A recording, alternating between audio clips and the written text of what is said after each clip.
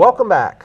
Last week, the White House indicated that the president intends to roll back the Federal Communication Commission's 2015 Open Internet Net Neutrality rules, opening the possibility for Internet service providers to charge extra fees to content companies that pay for preferential treatment.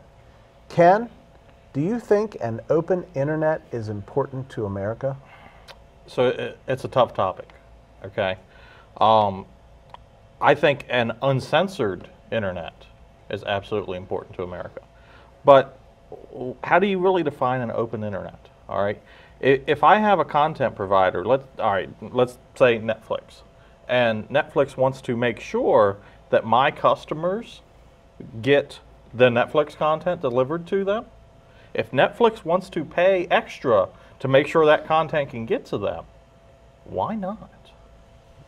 You know? Now, with that said, I don't think that it should be mandated that, you know, hey, we're going to degrade your service unless you pay us extra. But I have no problem whatsoever with, hey, you want to pay us extra to raise the bar and deliver better service? Absolutely. So what you're saying is you would expect, and this is an analogy, but you would expect if you go into the grocery store and buy a gallon of milk, you'll pay one price. But if you buy 2 gallons of milk, you'll pay a separate price if you want more? Or let's say I want to buy better quality milk. I'm going to pay more for better quality milk than I am going to pay for the store brand. Tom? Yeah, but this is not the same thing as a product. You know, this is a big philosophical issue because it's about democracy. And the essential part of a human being is their ability to communicate. Language, you know, are the particular nature of a human being.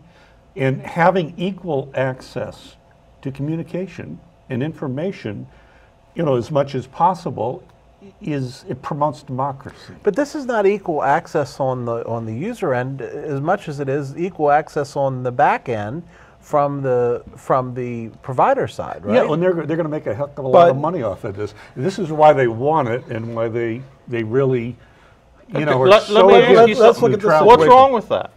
What's wrong with them making extra money off of it? Because I think if they can deliver better service and make extra money off of it, why not? Well, if it's got to be neutral like a phone is, I like that argument. It's like telephone companies. Basically, you know, this is how everybody communicates. You can say what you want. You can call anybody you want. And like I said, as long as you don't degrade the service. Well, yeah, definitely not, but if you have a two-track here so that if I got you know, I'm wealthy, I can get this. You're not, you can't. But isn't that the case? That's the way it is for users now. Yeah, and that's the case. That's the case in the cellular service. I mean, you know, I know there's a lot of all-included internet, but you know what? The more you pay, clearly the better service and the more opportunity for service you get. Well, yeah, but it also affects certain basic content. Some of these things give them rights to do this. But let's say the ISP owns a content. Okay, Verizon owns Huffington Post. Right. Okay. Now they say, well, anything that's coming through the Fox News server, we're going to throttle it back and make it less responsive. See, that's where I disagree. That's where I absolutely disagree with it. Good. I do not want to see service degradation. All right. I have no problem with paying to get other services better performance, but absolutely no reduction in service. Now, with that said, do I support rolling this back? I honestly can't say. Because if they roll it back, they need to replace it with something. Well, yeah. Repeal and replace. Where have we heard that one before? Yeah. Well, so far we're just getting repeal everything. Yeah. So Henry, think about this one. We regulated the banking industry for many years. Mm-hmm. After the banking industry was deregulated, there was a major collapse in the S&L industry because they kind of didn't know what to do. We regulated telecoms for many years. After the telecoms were deregulated, there was problems with the telecoms, and it happened.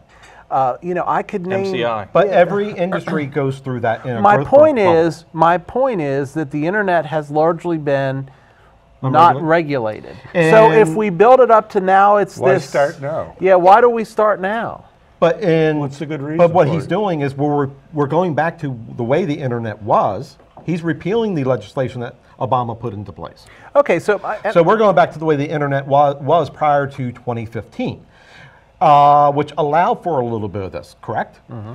So is that going to punish me as an end user? Is, let's say, our host network here, Antietam Cable, or the content that they get because they rely on larger ISPs to provide information in here, are they going to get throttled back? Is that going to penalize us as customers? We don't know that yet. A company like Netflix, they don't stream just from Netflix headquarters. They put their servers in the respective caching servers. because it makes sense. That's how we get the internet to work.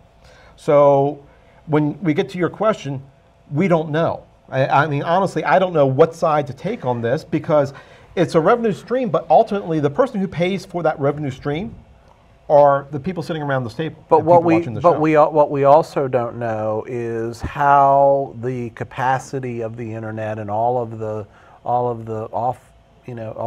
different ISPs is going to grow over. I mean, Antietam Cable, where we're sitting tonight, gigabit internet in the city of Hagerstown. My guess is they're going to continue to expand that. We would have never even thought about that a couple of years, and here we are in Hagerstown, and guess what?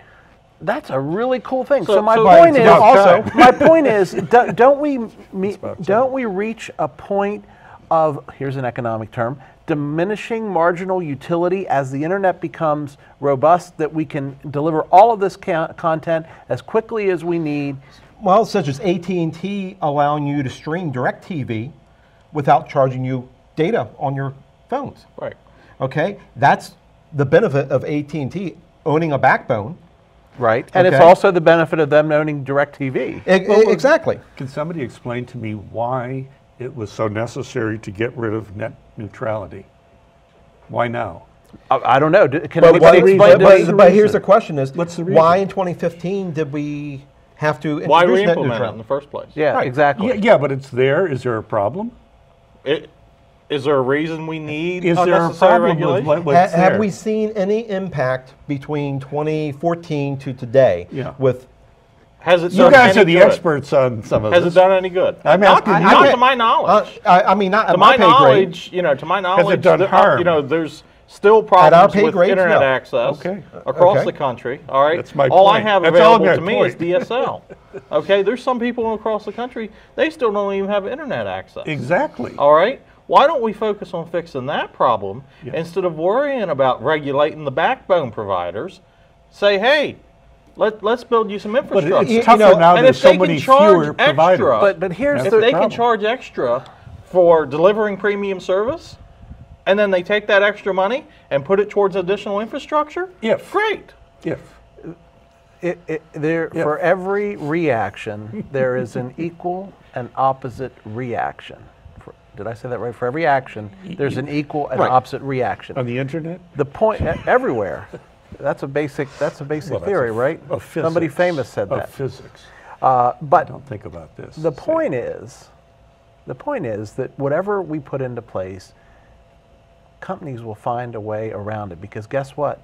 They're smarter than those people sitting in Washington. That's why you're going to keep on them. Because the people in Washington are too worried about having hearings about minutia. Well, in my opinion, the net neutrality really, I don't think is going to impact us in the short term, or really in likely the long term, because it didn't really impact us over the last couple of years.